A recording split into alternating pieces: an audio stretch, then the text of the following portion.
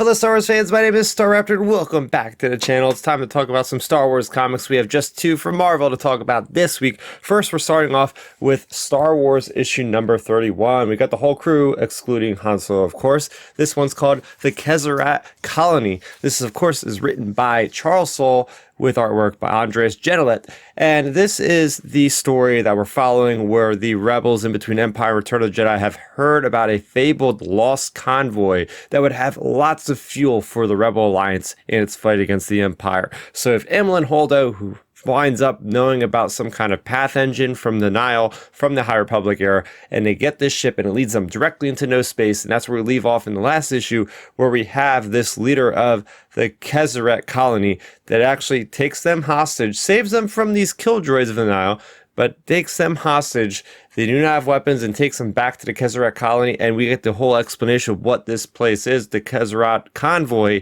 had been lost in no space since the High Republic era, about 200 years prior, and the ships that enter this space, no space, cannot leave with the usual hyperspace tech, and it's speculated through the hints in this issue that it's up to the path engine that the Nile have access to back in the day that gets them to go and come as they please.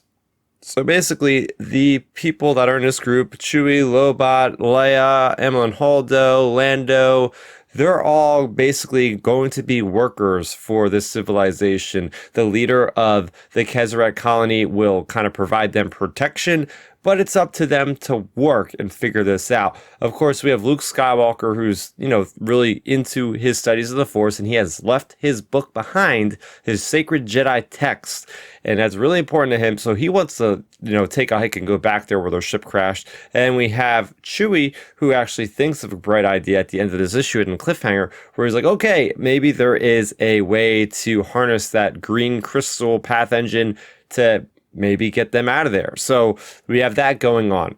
And we have this really big moment in Star Wars canon. It happens in this issue. Every once in a while we get these big moments. I'm sure it's going to be all over Reddit and Twitter. Lando and Amilyn Holdo kiss, and it's out of basically boredom. It looks like it's like Lando and Amilyn Holdo are just chilling in this bedroom, right? They're gonna have to kind of do the 9-to-5 jobs and all that thing, and they're talking. Lando's talking, and Amilyn Holdo is the one that makes the move on Lando, and they hook up, they make out. Did not see that coming. Did not see that coming at all. So that's really interesting there.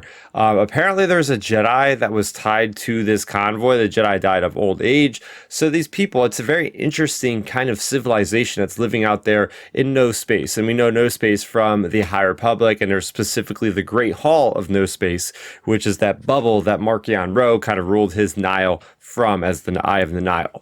So we have this idea of a Jedi that was there at one point and died out. So that automatically makes Luke Skywalker a little bit more curious about what the heck is happening here. But yes, a lot of setup. These kill droids are out there. So I'm very interesting to see what's going to happen in the next issue. Next up is a big one. This is a biggie, guys. This is going to be a big one.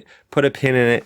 This is Bounty Hunters issue number 31. Full spoilers, of course, as always. This is called Bedlam on Bestine Part 3. Last we left off, we have Valance, who learns that his girlfriend basically perished because they ripped intel from his mind with that, kind of tracing technology the Empire used, and they used that to bomb this soft target, which was where his lover lived. So he's really pissed, and he's not going to work for the Empire anymore. And at the end of that issue, he just goes ham and kills a bunch of shore troopers and stormtroopers and all that, and now has joined sides with the bounty hunters proper, including Bosk and including 4LOM, Zuckuss, Tonga, Losha, all those people. And of course, you can't forget about Tasu Leech. All those guys are all working together. They pick up in this issue, and that's when Vader comes down. Vader says, enough is enough. This is my problem. I'm going to deal with it. Of course, Vader was directly supervising Beilert Valance's actions against the Crimson Dawn. So we have this huge fight right in the beginning where we have Beilert Valance as a cyborg shooting lasers out of his hands, going up against Vader. Vader is just holding his own. It's a really cool cinematic battle. By the way, this is, of course, written by Ethan Sachs with the incredible artwork of Paolo Villanelli. Very kinetic, very energy-driven. And we have, we have this big drawn out battle. And next thing you know, Lieutenant Hayden comes in. And that was the supervising officer of Beilert and Valance. Remember, they had a kind of a little relationship going, actually. And it's up to her to choose her lover or the Empire. She chooses the Empire and shoots Beilert and Valance in the head, causing him to fall off the cliff. Now, he's not dead yet. And that is when we have the rest of the people of the bounty hunters going to retrieve Beilert and Valance to Bosk is not happy because remember they were fighting each other at one point, but they are able to rescue Beilert and Valance. So the big kicker here at the end is Lieutenant Hayden is reporting back to Vader, and Vader had given her instructions like, look, you have to call in the Inferno Squad. That's right. You got Gideon Hask, you got Del Miko, and you got Iden Versio and her little droid are now going to be involved with the story because Darth Vader says to Hayden, he's got information. He has seen things he shouldn't have seen, aka the Death Star 2. I don't know if he has the plans or what, but remember, he is a cyborg. He has that memory chip in his head, so he can just relay this, hook it up to a rebel computer, and hey, boom, there you go. That's how you destroy the Death Star 2.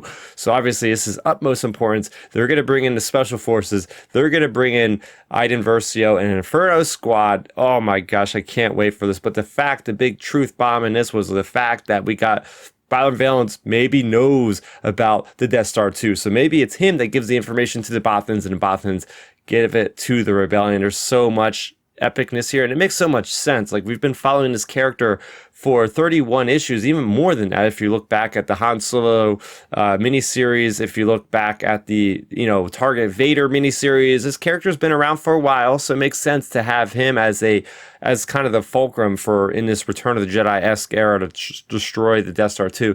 But that wasn't all we had. We also had this little backstory of